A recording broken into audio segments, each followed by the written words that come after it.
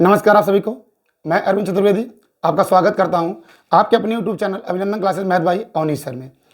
हम पढ़ रहे हैं हिंदी व्याकरण का बहुत ही महत्वपूर्ण टॉपिक संधि, जिसके लिए अभी तक हम लोगों ने 2 क्लास हम संधि की कर चुके हैं, जिसमें हम लोगों ने क्या पढ़ा कि संधि 3 प्रकार की होती है और उनमें पहली संधि कौन सी थी, स्वर संधि, जिसके बारे में हम लोगों ने 2 क्लासों में पढ़ा कि स्वर संधि कितने प्रकार के होते हैं और उनमें कौन कौन से उनके भेद हैं। इन सभी बिंदुओं पर हम लोगों ने 2 क्लास में ध्यान दिया।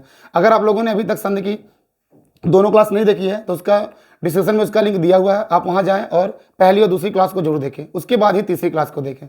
आज हम पढ़ने वाले हैं संधि का जो दूसरा भेद है व्यंजन संधि, उसके बारे में पढ़ने वाले हैं। तो आइए शुरू करते हैं आज की क्लास। अगर हम बात करें व्यंजन संधि की तो हम स्वर संधि में हमने पहले क्या सीखा, स्वर संधि में हमने सीखा कि जब स्वर का मेल स्वर से हो और उन दोनों स्वरों के यानी पहले स्वर का मेल दूसरे स्वर से होने के बाद अगर उनमें परिवर्तन हो रहा है तो हमारा क्या कहलाता, उसे हम क्या कहते थे, स्वर संधि कहते थे। आज हम जो पढ़ने वाले हैं हमारा टॉपिक का नाम क्या है, आज है व्यंजन संधि।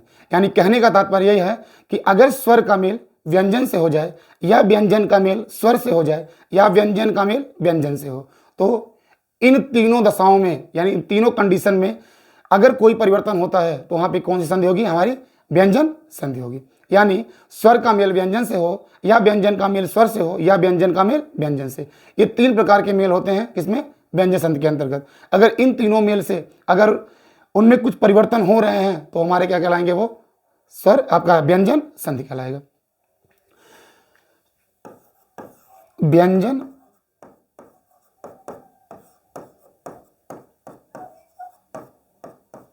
संधि, व्यंजन संधि। अगर हम व्यंजन संधि की बात करें तो व्यंजन संधि हम किसे कहेंगे, तो आप एकदम छोटी सी परिभाषा इसकी दे सकते हैं कि यदि व्यंजन का मेल स्वर या व्यंजन से होता है तो उन्हें हम क्या कहेंगे, व्यंजन संधि कहेंगे।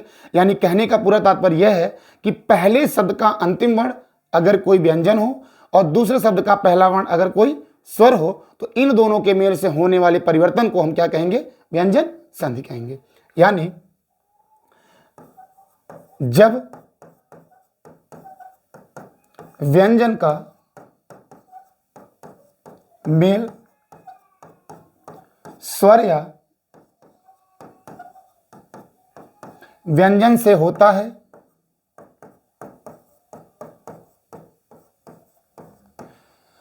तो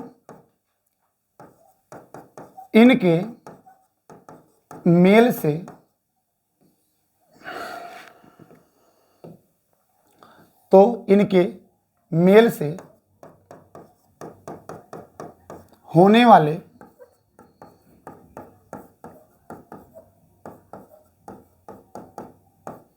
परिवर्तन को व्यंजन संधि कहते हैं।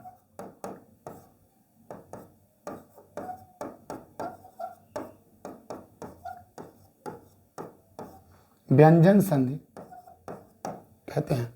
क्लियर है। जब व्यंजन का मेल स्वर या व्यंजन से होता है तो उन दोनों के मेल से होने वाले परिवर्तन को हम क्या कहेंगे, व्यंजन संधि। याद रखिएगा, व्यंजन के बाद स्वर व्यंजन के आने के बाद उनमें परिवर्तन होना चाहिए। अगर परिवर्तन होगा तभी वह व्यंजन संधि कहलाएगा, वरना व्यंजन संधि नहीं कहलाएगा। ठीक है। इनमें मेल कितने प्रकार से होता है, कई बार पूछ सकता है आपसे कि व्यंजन संधि में मेल कितने प्रकार से होते हैं, तो आप बताएंगे कितने प्रकार से इसमें मेल होते हैं। तो इसमें मेल 3 प्रकार से होते हैं। कुल कितने प्रकार से मेल होते हैं, इसमें 3 प्रकार से मेल होते हैं। और वो कौन कौन है, पहला स्वर प्लस व्यंजन, दूसरा व्यंजन प्लस स्वर, तीसरा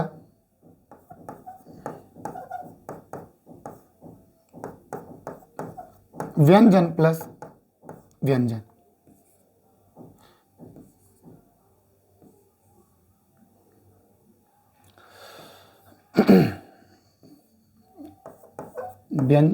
व्यंजन प्लस व्यंजन, इन 3 कंडीशन में हमेशा क्या होगा, हमारा व्यंजन संधि होगा। कहने का तात्पर्य है कि पहले शब्द का अगर अंतिम वर्ण स्वर, दूसरे शब्द का पहला वर्ण व्यंजन, तब भी व्यंजन संधि। पहले शब्द का अंतिम वर्ण व्यंजन, दूसरे शब्द का पहला वर्ण स्वर, तब भी व्यंजन संधि। और पहले शब्द का अंतिम वर्ण व्यंजन और दूसरे शब्द का पहला वर्ण व्यंजन, तो इन तीनों कंडीशन में संधि कौन सी होगी, तो आप कहेंगे व्यंजन संधि होगी। क्लियर है? इसका स्क्रीनशॉट ले, फिर आगे बढ़ते हैं। चलिए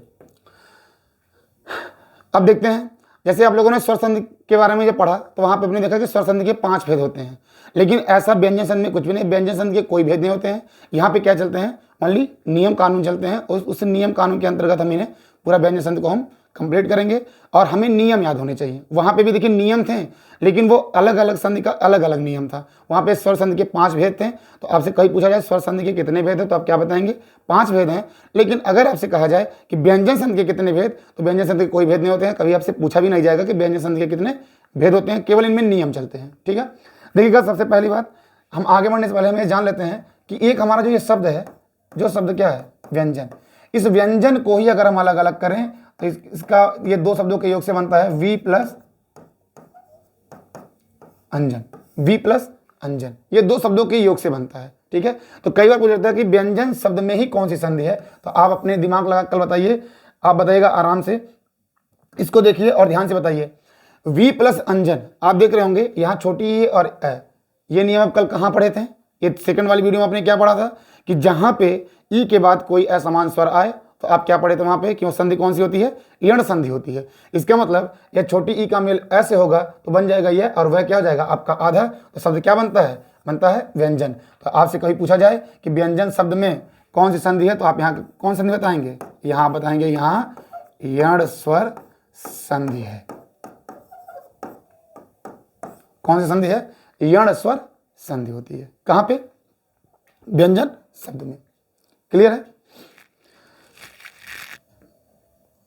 आगे देखते हैं हम।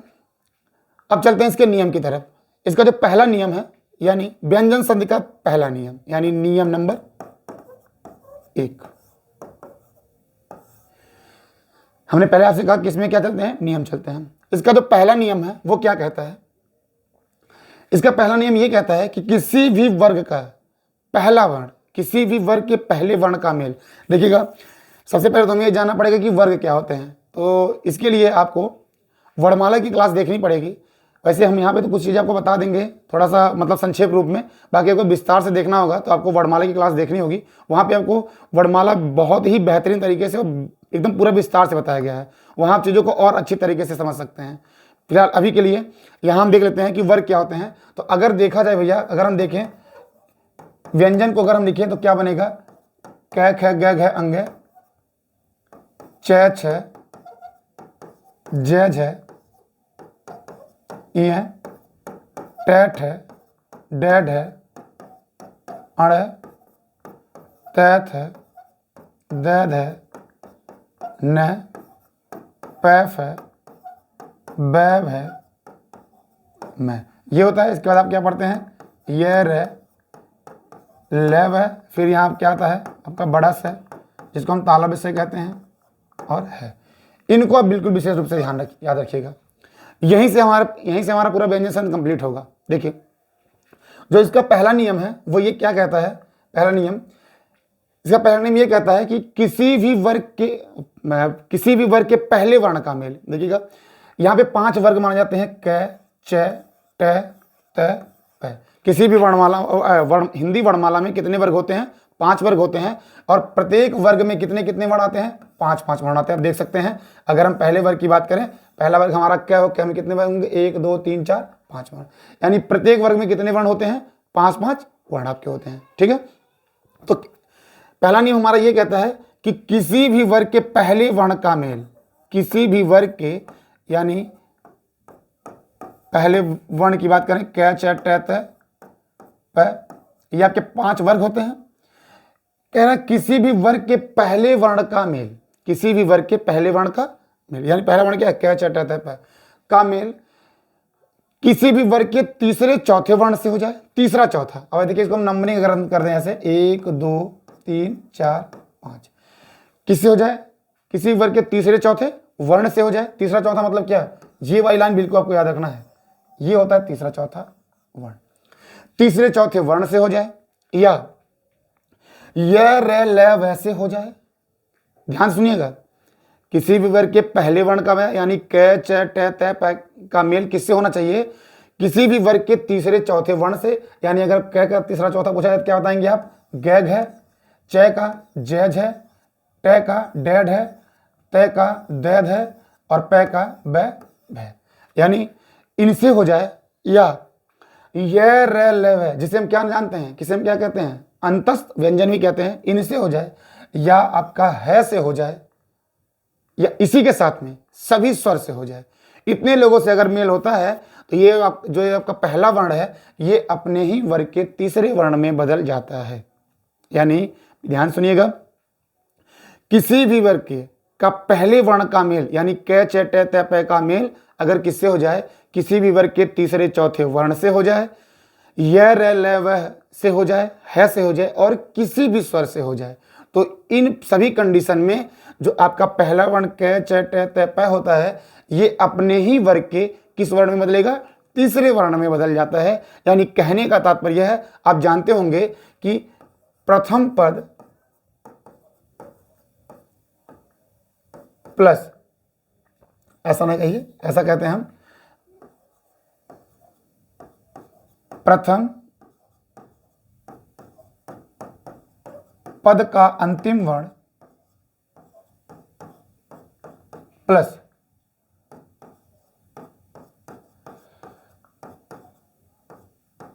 द्वितीय पद का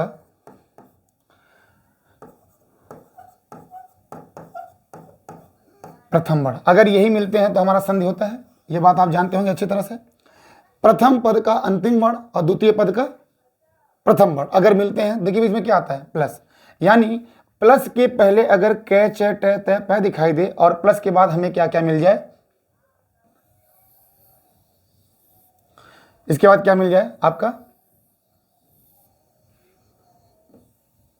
एक मिनट,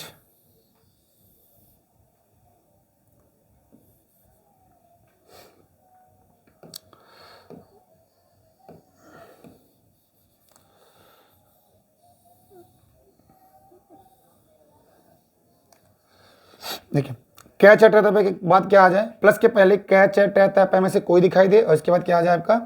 तीसरा चौथा वर्ण, तीसरा या चौथा वर्ण, या य र ल व है, या कोई स्वर, कोई स्वर। यानी पहले शब्द का पहला शब्द क्या होना चाहिए? पहले शब्द का अंतिम वर्ण क्या होना चाहिए? तो आप कहेंगे क च ट त प में से कोई आ जाए और प्लस के बाद क्या आ जाए? तीसरा चौथा वर्ण। और तीसरा चौथा वर्ण क्या होता है ये आप यहाँ देख चुके हैं। यानी क का तीसरा चौथा क्या होगा? गैग है, और च का जैज है, ट का डैड है, त का दैद है, प का बैब है, और में से कोई आ जाए और क्या आ जाए? ये र ल व में से कोई आ जाए, या है आ जाए, या एक चीज और क्या आ सकता है? कोई स्वर। कितने वर्ण होंगे आप बताइएगा? अगर हम प्रत्येक वर्ग का तीसरा चौथा वर्ण ले लें तो कितना वर्ण होगा प्रत्येक वर्ग में? एक वर्ग से 2 तो 5 वर्ग से 10, तो 10 यहाँ हो गए, 10 4 14 और 1 15 और आपका 11 स्वर। कितने हो गए? 15 11 26। यानी उन 26 में से कोई यहाँ पे आ जाए तो याद रखिएगा ये हमारा जो पहला वर्ण होता है, ये जो पहला वर्ण ये अपने ही वर्ग के तीसरे में बदल जाता है। यानी क बदल जाएगा, ग में च बदल जाएगा, ज में ट बदल जाएगा, ड में त बदल जाएगा आपका, द में, और प बदल जाएगा आपका किसमें? ब में बदल जाएगा। क्लियर है? एक बार फिर से समझते हैं, ध्यान से देखिएगा, सुनिएगा। किसी भी वर्ग के पहले वर्ण का मेल, यानी क च ट त प का मेल किससे हो जाए? किसी भी वर्ग के तीसरे चौथे वर्ण से हो जाए, य र ल व से हो जाए, या है से हो जाए, या कोई किसी स्वर से हो जाए। तो ये हमारा जो पहला वर्ण है ये अपने ही वर्ग के तीसरे वर्ण में, यानी क का तीसरा वर्ण क्या होगा? ग, च का तीसरा वर्ण जो होगा ज, ट का जो तीसरा वर्ण होगा वो ड, त का तीसरा वर्ण द, प का तीसरा वर्ण ब। यानी ध्यान रखना यहाँ पे ये अपने ही वर्ग के तीसरे में बदलेंगे, न कि किसी और में। अब ऐसा नहीं होगा कि क जो होगा ज बदल जाएगा, क्योंकि क ज में क्यों नहीं बदलेगा? क्योंकि क का तीसरा वर्ण ग होता है न कि ज होता है, तो क अपने तीसरे में बदलेगा यानी ग में। लेकिन यहाँ पे देखिएगा, यहाँ जो तीसरा चौथा वर्ण लिखा है ये किसी भी वर्ग का आ सकता है। यानी ऐसा नहीं है कि अगर इधर क आया हुआ है तो इधर तीसरा चौथा के तीसरे चौथे वर्ण में कोई भी उसी वर्ग का आना चाहिए, कोई भी आ सकता है। ठीक है, तो ऐसा अगर हो रहा है तो भैया क बदलेगा ग में, च बदलेगा ज में, ट बदलेगा ड में, त बदलेगा द में, प बदलेगा ब में। ठीक है, क्लियर है? एक बार इसका स्क्रीनशॉट लें, फिर आगे बढ़ते हैं।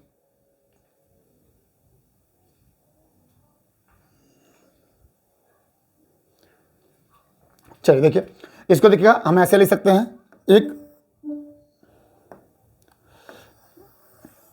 इसको हम एक अलग फॉर्म में लिख सकते हैं ऐसे, क च ट त प के बाद आपका क्या तीसरा चौथा, यानी ग घ,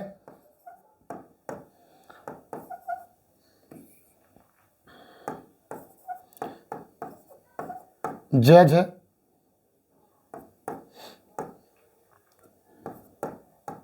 ड ढ, द ध, ब भ, य र, ल, व, ह, या कोई सॉरी, इनमें से कोई आ जाए तो ये हमारा किस में बदलता है? आप कहेंगे ये ग हो जाएगा, ये आपका ज हो जाएगा, ये आपका ड, ये हो जाएगा आपका द, और ये आपका क्या हो जाएगा? ये बन जाएगा आपका ब। ये परिवर्तन आपके होते हैं। ठीक है, स्क्रीनशॉट लें। चलिए अब बढ़ते हैं एग्जाम्पल की तरफ, इनको समझते हैं कि ऐसे ये परिवर्तन कैसे होता है। पहला शब्द देखिएगा, लिखा गया है दिग प्लस अंबर, दिग प्लस अंबर, दिग प्लस अंबर। ध्यान से देखिएगा, ये आपका क्या है? पहले शब्द का अंतिम वर्ण क्या है? क। तो क्या आना चाहिए? तो आप कहेंगे हाँ, पहले किसी वर्ग का पहला वर्ण यानी क च ट त प में से कोई आ जाए, क्या हो गया? और दूसरे शब्द का पहला वर्ण क्या है? ए, और ए क्या होता है? स्वर। हमने कहा कोई स्वर आ जाए, तो अब ये क किस में बदलेगा? तो आप कहेंगे सर क्या बदलेगा? ग में। क्या किस में बदलेगा? ग में। अब अगर क ग में बदल गया तो ये ग ए से मिलेगा तो ग पूरा हो जाएगा, यानी शब्द क्या बनेगा? हो जाएगा दिग, और आगे क्या लगा हुआ? अंबर, क्या बनेगा शब्द? दिगंबर। ध्यान से देखिएगा, पहले शब्द का अंतिम वर्ण आपका क है, अब क के बाद कोई स्वर आ जाए तो ये क किसमें बदलेगा? आपका ग में बदलेगा, और ग ऐसे मिलेगा तो ग पूरा, शब्द क्या बन जाएगा? दिगंबर। ऐसे देखिएगा शब्द वाक प्लस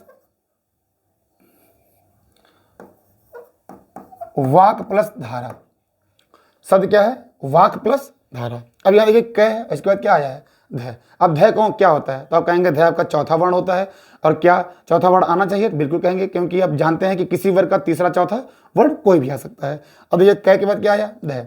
अब ध आने से क का मेल जब ध से होगा, क किसमें बदलेगा? तो आप कहेंगे ये क्या बदल जाएगा अपने ही वर्ग के तीसरे में, यानी ग बदल जाएगा, और ये ग बदलने से ये हमारा शब्द, नया शब्द क्या बनेगा?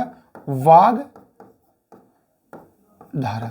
अब आपके दिमाग में चलेगा कि ग पूरा कहीं नहीं हुआ, यहां पे क जब ग बदला है, ग के बाद यहां ए दिया, तो ये ए का मेल ग से हुआ, तो ग आपका क्या हो गया? पूरा। क्योंकि व्यंजन को पूरा करने की क्षमता केवल किसमें होती है? स्वर। अगर व्यंजन का मेल स्वर से होगा तभी व्यंजन अपने पूर्ण रूप में आ सकता है। व्यंजन का मेल व्यंजन से कराने पे कभी कोई अगर आधा व्यंजन, यानी आप कह सकते हैं कोई अगर स्वर रहित व्यंजन है, उसे पूरा करना हो तो कभी उसका मेल आप अगर व्यंजन से कराएंगे तो कभी ऐसा नहीं हो सकता कि वो उसको पूरा कर दे। केवल स्वर रहित व्यंजन को पूरा करने का काम कौन करते हैं? स्वर करते हैं। तो यहाँ पे आधा गया था, और गया के साथ ए मिला, पूरा गया आपका पूरा हो गया, और शब्द क्या बना? दिगंबर।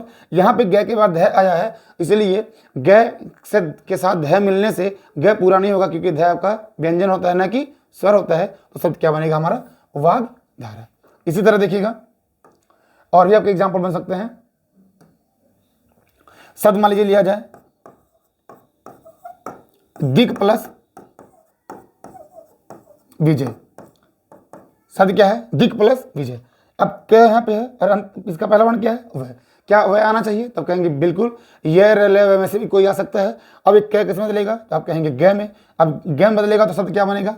ये बन जाएगा शब्द आपका दिग विजय। शब्द क्या बनेगा? दिग विजय। क्लियर है? और देखिएगा इसका और एग्जाम्पल हम लेते हैं।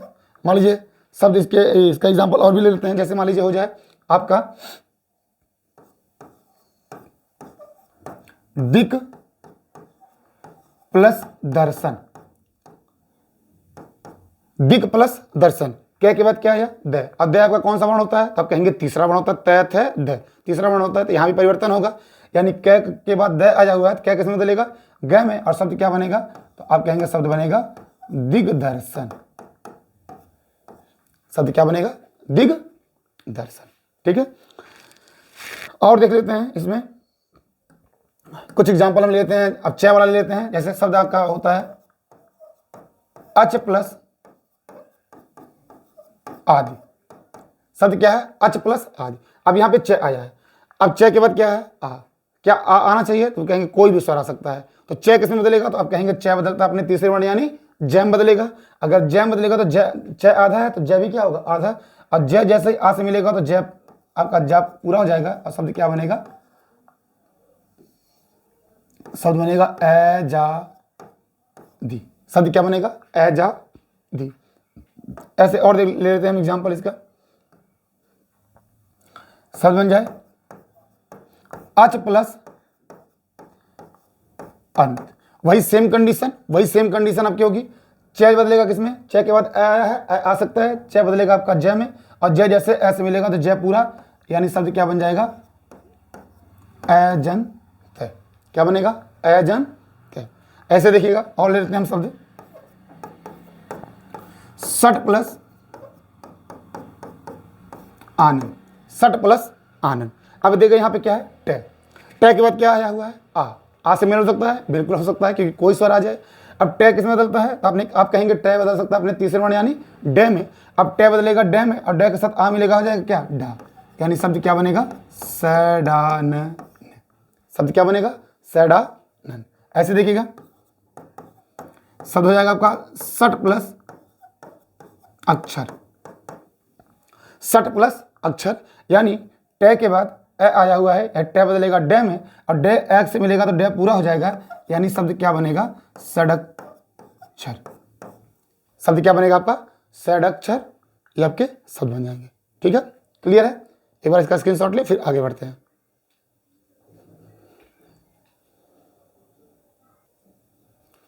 चलिए आगे देखते हैं, और भी एग्जाम्पल करते हैं।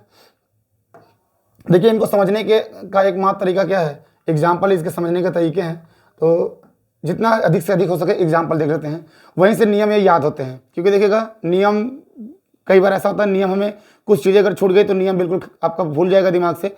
जितना आप अधिक से अधिक एग्जाम्पल लेकर इसमें प्रैक्टिस किए रहेंगे, आपको नियम उतने ही याद रहेंगे। ठीक है, और एग्जाम्पल लेते हैं। जैसे मान लीजिए शब्द बन जाए आपका up plus the. Up plus the. देखिएगा, अप का अर्थ जो होता है, अपमान होता है जल, और द का क्या होता है? देने वाला, जल देने वाला। अब देखिए यहाँ पे क्या है? पै।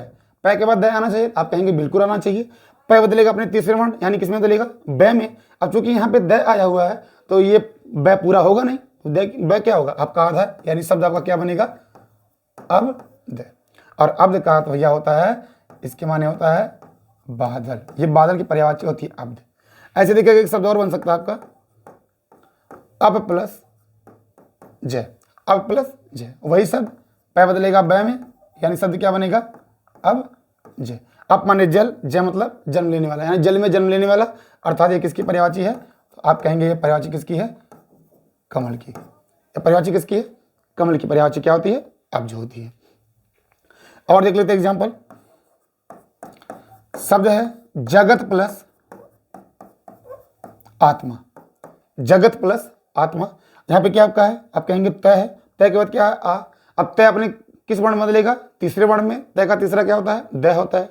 अब तय बदल गया द में, द के बाद क्या है? आ। क्या द पूरा होगा? तो आप कहेंगे बिल्कुल, क्योंकि यहाँ पे क्या आया हुआ है? स्वर आया हुआ है, तो द आपका पूरा होगा, क्या हो जाएगा? दा। यानी शब्द क्या बन जाएगा? जगदा और त्मा। जगदा मा। ऐसे शब्द देखिएगा। और जगत प्लस ईस। जगत प्लस ईस। अब तय फिर बदलेगा आपका द में, द के साथ ई मिलेगा तो जाएगा दी, यानी शब्द क्या बनेगा? जगदी से। शब्द क्या बनेगा? जगदी से। क्लियर है? ऐसे देखिएगा, और शब्द देख लेते हैं। इसमें शब्द बन जाएगा, मान लीजिए हो जाए आपका सत प्लस भावना, सत प्लस भावना। तय आया, तय के बाद भय आया। भय आपका कौन सा वर्ण होता है? तो आप कहेंगे पै वर्ग का चौथा वर्ण होता है, पै फै बै भय। तो भय आना चाहिए, तो आप कहेंगे तीसरा चौथा वर्ण में से कोई आ सकता है। अब तय किसमें बदलेगा? दय में। अब चूंकि यहाँ पे भय हुआ है तो आपका दय पूरा नहीं होगा, तो क्या शब्द बनेगा? सद भावना, सद्भावना, सद्भावना। क्लियर है? और देख लेते हैं एग्जाम्पल इसका। और शब्द मान लीजिए जैसे हो जाए, और शब्द क्या बना सकते हैं यहाँ पे हम? हाँ, शब्द बन सकती है मान लीजिए शब्द सत प्लस गति, सत प्लस गति। तय बदलेगा दय में, और शब्द क्या बन जाएगा आपका? सदगति। शब्द क्या बनेगा? सदगति। ऐसे देखिएगा, शब्द बन सकता है सत प्लस विचार, सत प्लस विचार। तय के बाद वह आ जाए तो तय बदलेगा दय में, यानी शब्द क्या बनेगा आपका? तो शब्द यहां पे बन जाएगा सद विचार। शब्द क्या बनेगा? सद विचार। क्लियर है? स्क्रीनशॉट लें, फिर आगे बढ़ते हैं।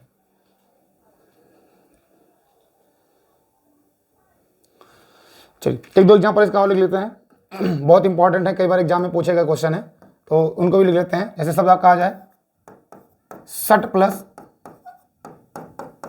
यंत्र। टय बदलेगा आपका डे में, यह आया हुआ है, तो शब्द क्या बनेगा? षड्यंत्र। देखिए कुछ लोग उसको पढ़ते हैं खड़े यंत्र, जो कि टोटली गलत है, शुद्धवर्तनी ही गलत है। क्या होगा? षड्यंत्र, ये आपका शब्द बनेगा। और देखिएगा इसमें शब्द बन सकता है आपका सत प्लस आचार। ये भी आप एग्जाम में पूछा हुआ क्वेश्चन हुआ कि सद प्लस आचार, यानी तय बदलेगा दे में, आ के साथ मिलेगा, शब्द क्या बन जाएगा? तो बनेगा आपका सदाचार। शब्द क्या बनेगा? सदाचार। इसकी शॉर्ट लें। चलिए, तो ये तो भैया आपका हो गया पहला नियम व्यंजन संधि का। पहला नियम आपने क्या पढ़ा कि किसी भी वर्ग के पहले वर्ण का मेल, यानी क च ट त प का मेल किससे हो जाए?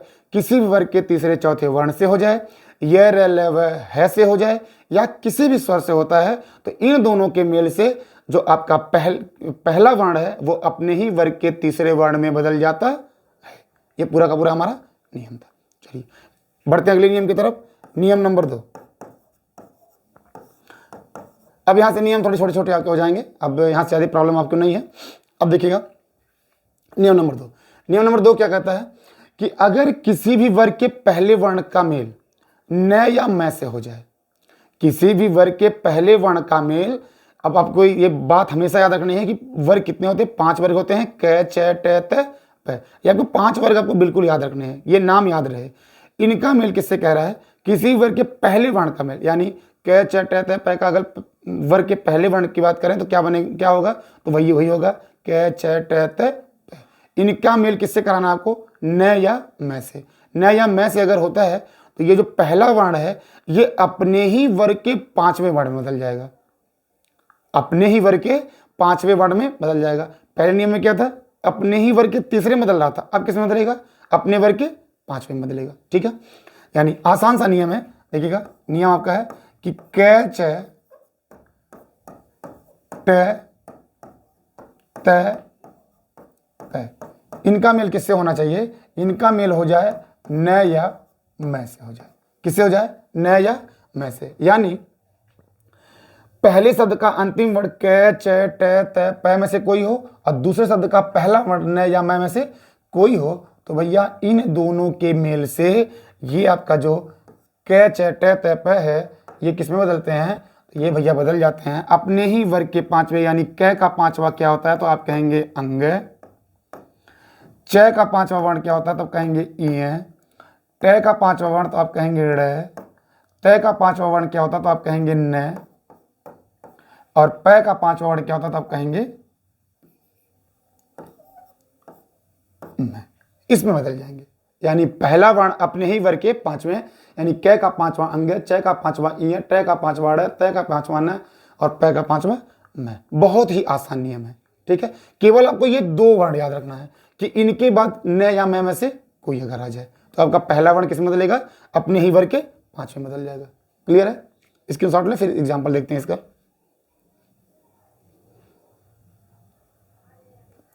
देखिए ऐसे मान लीजिए शब्द आपका हो जाए, शब्द मान लीजिए हो जाए वाक प्लस मैं। शब्द क्या है? वाक प्लस मैं। अब देखिएगा यहाँ पे अंतिम वर्ण क्या है? कह, और इसके बाद मैं। क्या कह के बाद मैं आ सकता है? तो आप कहेंगे बिल्कुल न या मैं में से कोई आ जाए, और कह पहले वर्ण पहले शब्द के अंतिम वर्ण क्या होना चाहिए? कह च ट त प में से कोई। तो यहाँ पे क्या है, यहाँ मैं। अब क्या कैसे बदलेगा? तो आप कहेंगे क्या बदलेगा? अंगम बदलेगा। अब अगर अंगम बदलेगा तो सीधे आप लिख दीजिए वांग म, खत्म। ये आपका पहला हो गया। इसी तरह से और देखा जाए, और अगर हम बात करें इसमें, शब्द मान लीजिए बन जाए चित प्लस मैं। चित प्लस मैं। अब यहाँ पे क्या है? तय। तय के बाद क्या है? मैं आना चाहिए, बिल्कुल आना चाहिए। तय का 5वां वर्ण क्या होता है? तो आप कहेंगे न होता है। अब तय बदल जाएगा न में, अब शब्द क्या बनेगा? चिन्ह मैं। शब्द क्या बनेगा? चिन्ह मैं। और देखते हैं एग्जाम्पल इसका, और एग्जाम्पल इसका देख लेते हैं। इस्तेमाल हो जाए तत् प्लस मैं।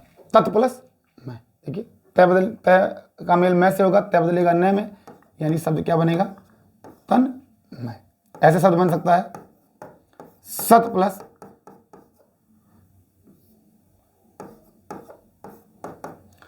प्लस नारी।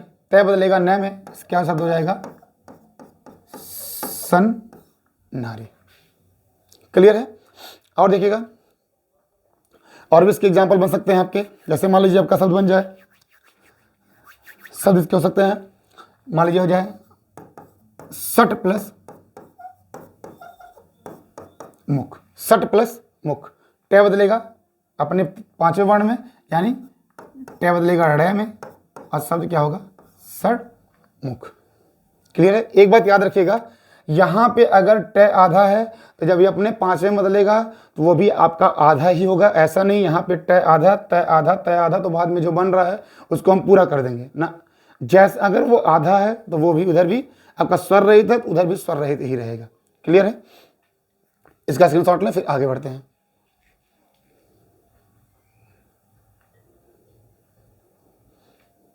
चलिए और देख लेते इसका एग्जाम्पल। शब्द हो जाए अप प्लस मैं। क्या हो जाएगा? शब्द बनेगा अम्मय। शब्द आ जाए सत प्लस निकट। सत प्लस निकट क्या बनेगा शब्द? तो आप कहेंगे शब्द बनेगा सन निकट। शब्द क्या बनेगा आपका? सन निकट बनेगा। ऐसे देखिएगा शब्द आ जाए सत प्लस मार्ग। शब्द क्या हो जाएगा आपका? बनेगा आपका शब्द सन मार्ग। क्लियर है? इसके शॉर्ट लें, फिर बढ़ते हैं अगले नियम की तरफ। चलिए, तो ये भैया हमारा हो गया व्यंजन संधि का दूसरा नियम।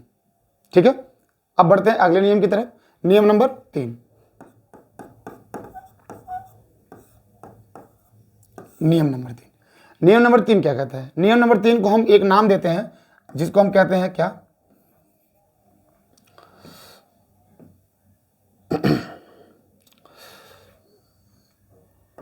इसको हम कहते हैं मैं संबंधी नियम। इसको क्या नाम देते हैं? मैं संबंधी नियम। यानी यहां पे जो बात होगी वो मैं से संबंधित बात होगी। ठीक है,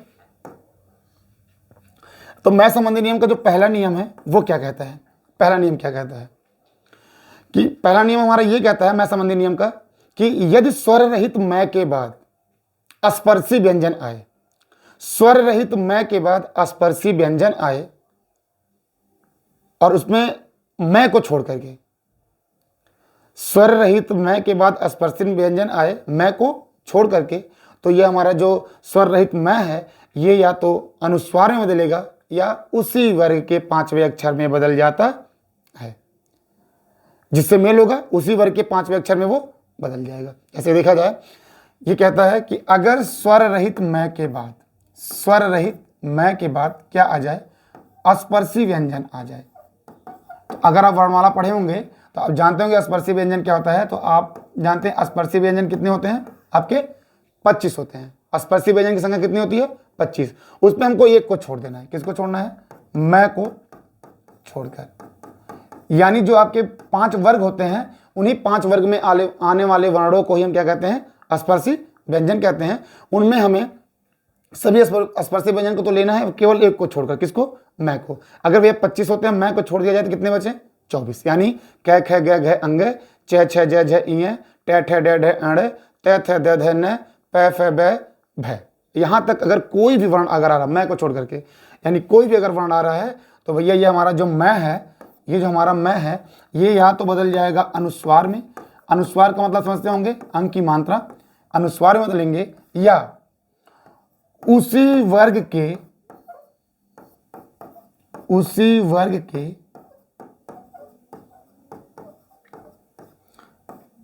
पंचमाक्षर में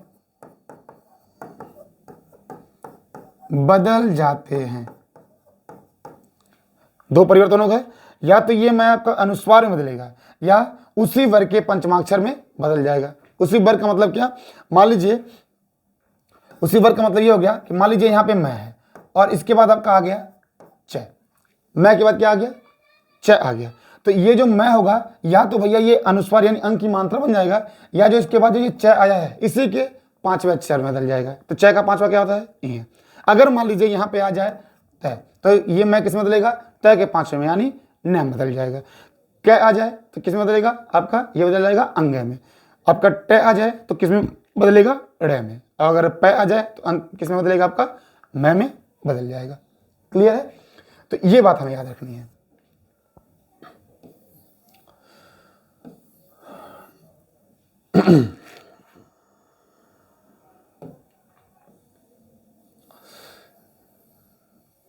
ठीक है, तो ये बात आपको याद रखनी है। यहां से ये सब चीजें आपको याद रहे कि परिवर्तन कैसे होगा।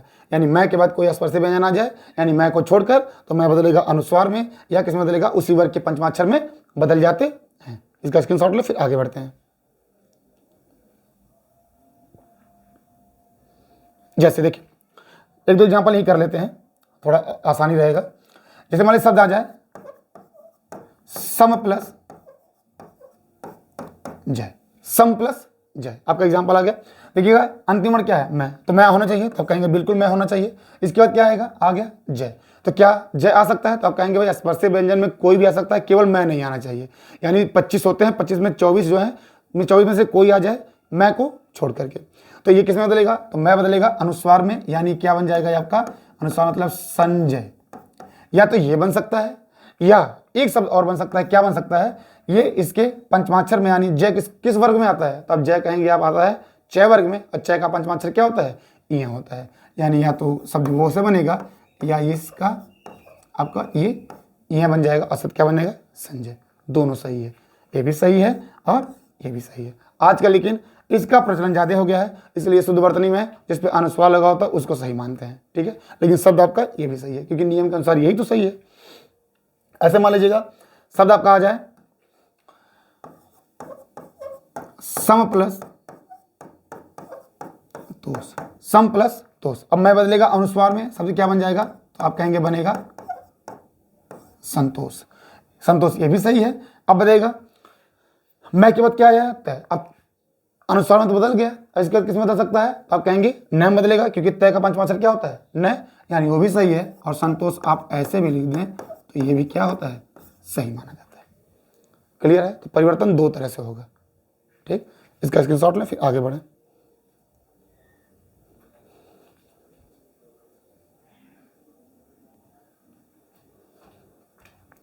चलिए आगे बढ़ते हैं और एग्जांपल देखते हैं। जैसे मान लीजिए शब्द हो जाए धनम प्लस जय, धनम प्लस जय। अब भैया मैं आया हुआ है, मैं बदलेगा अनुस्वार में, और अनुस्वार ओके कहाँ पे जाएगा, तो आप कहेंगे यहाँ पे आके लग जाएगा, और आगे क्या जुड़ जाएगा, धनंजय। या जय आया हुआ है तो किस में बदल सकता है भैया, ये इसके पंचमाक्षर में बदलेगा, यानी शब्द क्या बन सकता है, धनंजय। ठीक है, और शब्द क्या बन सकता है यहाँ पे, आप लिख सकते हैं शुभम प्लस कर। क्या आ सकता है, तो कहेंगे बिल्कुल आ सकता है। अभी क्या बन जाएगा शब्द, तो आप कहेंगे शब्द यहां बनेगा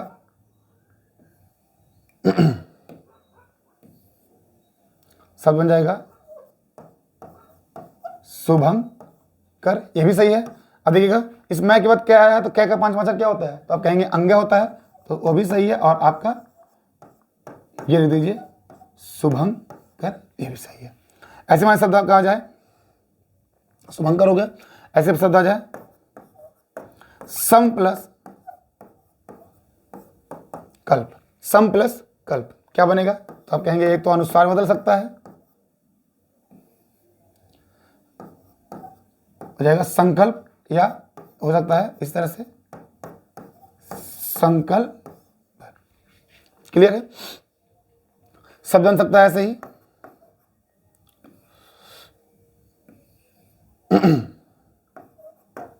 सम प्लस चार, शब्द क्या बन सकता है, तो आप कहेंगे बनेगा संचार, या वैसे बन सकता है। और छह का पांचवा क्या होता है, तो आप कहेंगे ये होता है, शब्द क्या बन जाएगा, संचार। ये भी आपका बिल्कुल सही है। ठीक है, ऐसे बन सकता है, मान लीजिए। और शब्द देख लिया जाए सम प्लस दे, तो आपका ये हो सकता है संदेह, ऐसे भी हो सकता है। और देव का तैवर का होता है, इसका पांचवा क्या होता है न, तो शब्द आपका ऐसे हो सकता है संदेह। ठीक है, क्लियर है, इसके शॉर्ट ले, फिर आगे बढ़ते हैं इसमें।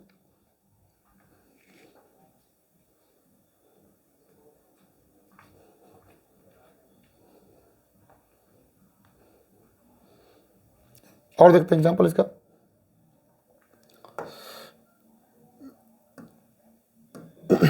सम मान लीजिए बन जाए आपका सम प्लस घनन, सम प्लस घनन, शब्द क्या बनेगा, तो आप कहेंगे बनेगा संघनन, संघनन, ये भी सही है। और संघनन आप ऐसे भी लिख सकते हैं, क्योंकि ये पंचमाक्षर में बदलेगा, तो एक संघनन आप ऐसे लिखेंगे। ठीक है, ऐसे शब्द बन सकता है सम प्लस न्यासी, तो शब्द ऐसे ही बन सकता है सन्यासी, ये भी सही है। और सन्यासी आपका ये भी सही है।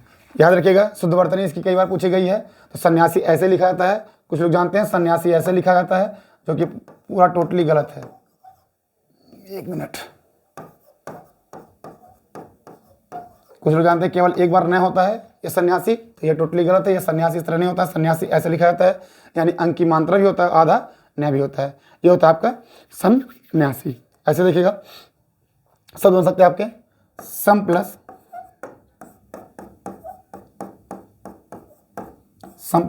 क्रांति, सम प्लस क्रांति हो जाएगा। बनेगा क्या आपका, बन जाएगा आपका शब्द संक्रांति, या इसको हम क्या कह सकते हैं संक्रांत, आपका ये भी सही है। क्लियर है, इसके शॉर्ट ले, फिर आगे बढ़ते हैं।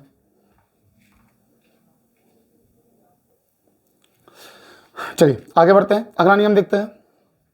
तो हो गया मैं संबंधी नियम का पहला नियम आपका क्या, कि अनुस्वार के बाद कोई स्पर्शी व्यंजन आ जाए मैं को छोड़कर, तो मैं बनेगा आपका अनुस्वार में या उसी वर्ग के पंचमाक्षर में बदल जाता है। अब मैं संबंधी नियम का दूसरा नियम देखते हैं। इसका दूसरा नियम क्या है, कि यदि स्वर रहित मैं के बाद आपका ऊष्म व्यंजन या कह सकते हैं अंतस्थ व्यंजन, ऊष्म व्यंजन या अंतस्थ व्यंजन में से कोई अगर आ जाए, तो ये हमारा जो आपका स्वर रहित मैं है, ये बदल जाएगा किसमें, ये बदल जाता है आपका अनुस्वार में बदल जाता है। यानी स्वर रहित मैं के बाद क्या आ जाए, उस व्यंजन आ जाए या अंतस्थ व्यंजन आ जाए। अब ये देखिएगा उस व्यंजन अंतस्थ क्या होते हैं, इसके लिए आपको वर्णमाला की क्लास आप देख लीजिएगा, फिलहाल हम यहाँ बता दे रहे हैं आपको उस व्यंजन कौन कौन होते हैं। तो ये कितने होते हैं, तो आप कहेंगे 4 होते हैं। ये आपके होते हैं है, और अंतस्थ भी 4 होते हैं, य र ल व। यानी कितने वर्ण हो गए, स है य र ल व, यानी आपके ये 8 वर्ण हो गए। इन 8 वर्ण में से कोई अगर आ जाए, किसके बाद, स्वर रहित मैं के बाद, इन 8 में से कोई आ जाए तो भैया हमारा जो स्वर रहित मैं है वो किस में बदल जाएगा, आपका अनुस्वार में बदल जाता है। देखिएगा ये आपके होते हैं उस व्यंजन, और ये आपके क्या होते हैं, अंतस्थ व्यंजन। य र ल व को अंतस्थ कहते हैं, और उसमें को क्या कहते हैं हम, स है को, इसको हम क्या कहते हैं, उस व्यंजन। इन 8 में से कोई अगर आ जाए तो स्वर रहित मैं किस में बदलेगा, आपका अनुस्वार में बदल जाता है। आइए कुछ एग्जाम्पल से देखते हैं, इनको समझते हैं। कैसे, मान लीजिए शब्द हो जाए आपका सम प्लस स, सम प्लस स, मैं बदलेगा आपका अनुस्वार में, शब्द क्या बन जाएगा,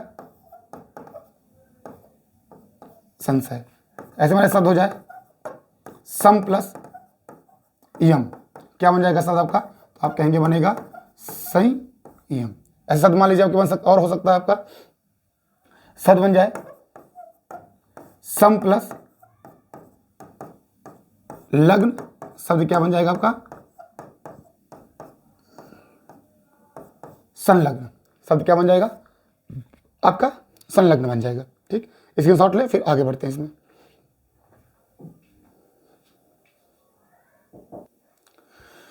चलिए आगे बढ़ते हैं। इसमें कुछ और एग्जांपल देख लेते हैं जो बहुत ही इंपॉर्टेंट है। जैसे मान लीजिए शब्द आपका आ जाए, जो शब्द है सम प्लस विधान, शब्द क्या है, सम प्लस विधान। अब मैं बदलेगा अनुस्वार में, और शब्द क्या बन जाएगा आपका, संविधान, शब्द क्या बनेगा, संविधान। ऐसे मान लीजिए हो जाएगा आपका सम प्लस शोधन, शब्द क्या है, सम प्लस शोधन, शब्द क्या बन जाएगा आपका मिलके, तो आप कहेंगे बनेगा संशोधन। अच्छा, किसी किसी के दिमाग में ये बात आ सकती है कि सर वहां पे तो मैं आपका अनुस्वार में बदला था और पंचमाक्षर में बदला था, लेकिन यहाँ पे केवल अनुस्वार है, तो यहाँ पंचमाक्षर क्यों नहीं, क्योंकि भैया आपका अंतस्थ व्यंजन और उस व्यंजन के पंचमाक्षर नहीं होते हैं, केवल आपके जो 5 वर्ग हैं क च ट त प, उन्हीं की पंचमाक्षर होते हैं, तो इसलिए वहाँ पे पंचमाक्षर बदल रहे थे, लेकिन यहाँ पे कोई पंचमाक्षर नहीं है, यहाँ पे क्या बदलेगा, केवल अनुस्वार होता है। क्लियर है, बिल्कुल। चलिए आगे देखते हैं। मान लीजिए शब्द आपका आ जाए सम प्लस हार, सम प्लस हार, शब्द क्या बन जाएगा, संहार, शब्द क्या बनेगा, संहार बनेगा। ठीक है, ऐसे मान लीजिए शब्द आपके और भी बन सकते हैं। मान लीजिए शब्द हो जाए सम प्लस हिता, सम प्लस हिता, शब्द बन जाएगा आपका संहिता। क्लियर है, इसकी शॉर्ट ले, फिर आगे बढ़ते हैं।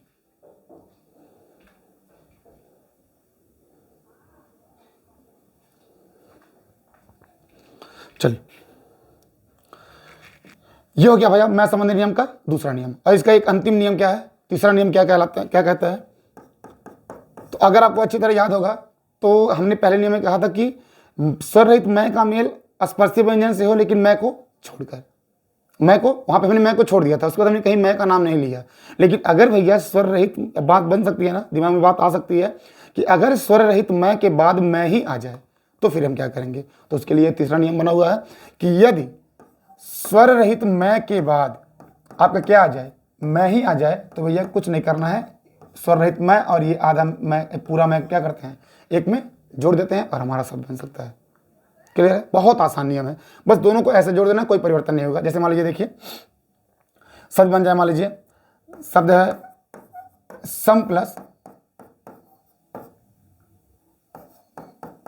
मिश्रण, सम प्लस मिश्रण, सम प्लस मिश्रण। अब डायरेक्ट ऐसे जोड़ देंगे, क्या बन जाएगा ये, तो आप कहेंगे बनेगा सम्मिश्रण, सम्मिश्रण बन जाएगा। और देखिएगा ऐसे मान लीजिए हो जाए सम प्लस मेलन, सम प्लस मेलन, शब्द क्या बन जाएगा, तो आप कहेंगे बनेगा सम्मेलन। ठीक है, ऐसे हो जाए सम प्लस मान, शब्द क्या बन जाएगा, तो आप कहेंगे बन जाएगा समान। ऐसे और शब्द बन सकता है, शब्द हो जाए सम प्लस मत, सम प्लस मत शब्द क्या बनेगा, तो आप बताएंगे, बन जाएगा सम मत। बोलिए क्लियर है? ठीक है, स्क्रीनशॉट ले, फिर आगे बढ़ते हैं।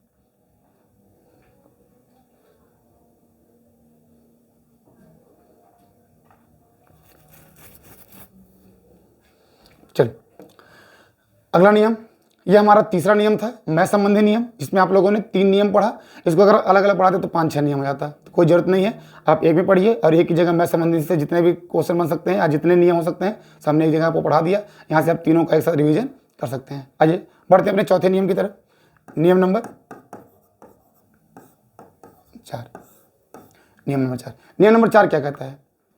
नियम नंबर 4 भैया आपका कहता है कि यदि प्लस के पहले यानी पहले शब्द का अंतिम वर्ण अ आ से भिन्न स्वर हो,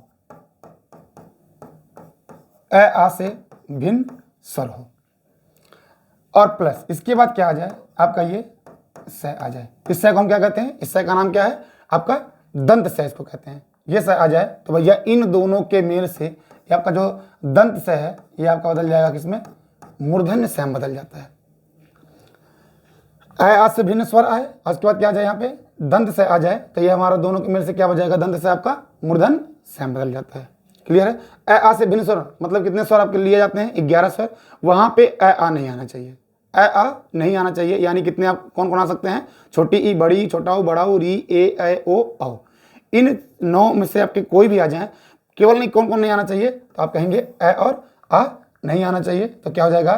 तो आप कहेंगे वहां पे से बदल जाएगा मूर्धन्य से में। ये शब्द का होता है अनु प्लस संगी, अनु प्लस संगी। अब ये देखिए नए में कौन सा आया? छोटा हु। क्या आया? नहीं। तो आप क्या कहेंगे कि यहाँ पे छोटा हुआ है। अब ये कौन सा है? से आपका ताला दंत से है। अब किस में बदलेगा आपका ये? आप कहेंगे बनेगा मूर्धन्य से में। अब शब्द क्या बन जाएगा? अनुषंगी। क्लियर है? ऐसे देखिए शब्द बन सकता है नी प्लस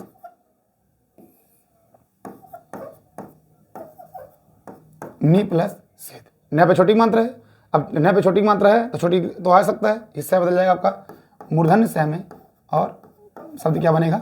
नि सेध। ठीक है? ऐसे शब्द कह सकता है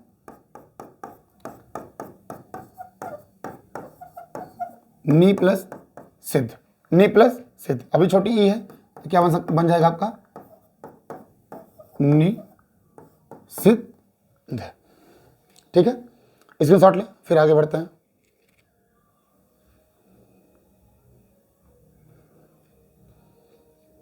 देखिए और भी एग्जाम्पल ये देख लेते हैं इसका। v प्लस 7, फिर में छोटी ई है, छोटी ई तो आ सकता है, तो ये किस में बदलेगा? मूर्धन्य से में विषाद। ऐसे शब्द हो सकता है सु प्लस समा, शब्द क्या हो जाएगा आपका? सुषमा। ठीक है?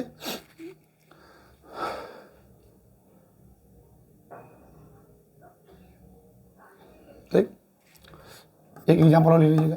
v प्लस सम और आपका क्या हो जाएगा? v सम। तो ये हमारा हो गया नियम नंबर 4। यानी आ से भिन्न कोई स्वर हो, उसके बाद क्या आ जाए? आपका दंत से आ जाए, तो दंत से किसमें बदल जाएगा? आपका मूर्धन्य से में बदल जाता है।